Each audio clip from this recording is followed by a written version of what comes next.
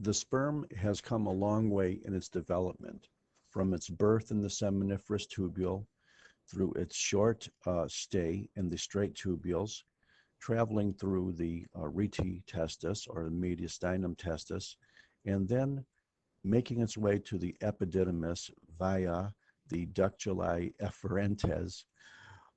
We now travel from the epididymis into a structure known as the ductus deferens, also called the vas deferens. And if you want to really be cool and act like a urologist, just call it a vas. This could very easily have been a piece of vas deferens to verify the surgery, but most likely it isn't because there's a lot of blood vessels around this. This was probably a nice little section through a spermatic cord because the majority of the vas deferens runs in the spermatic cord. The vas deferens is extremely simple as well. Let's start with the epithelium. Look at these beautiful, beautiful, beautiful array of stereocilia like we saw in the epididymis. The vas deferens also has a beautiful array of stereocilia, but the epithelium appears to be a little bit stratified. Actually, it's usually described as pseudostratified, implying that all of these epithelial cells eventually will make contact with your theoretical basement membrane at the base of the epithelium. Notice there's a little bit of connective tissue, giving the vas a rather undulated or a slightly wavy appearance. And at times it may just look fairly perfectly round. You then have various layers of smooth muscle. You know if the muscle cells look spindly, you're talking about a circular muscle. If this is a cross section, you know if the nuclei look very round, then these are probably longitudinal muscles.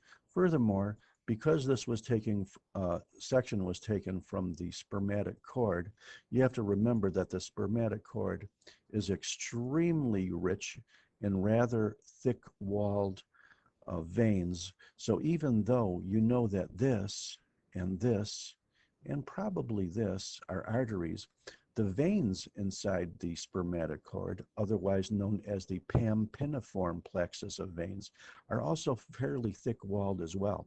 So it's very easily that these thick-walled things that have rather open lumen could be veins, even though they look like arteries. But here's definitely an artery, and you know that this is definitely a nerve, and you know that this is definitely a nerve.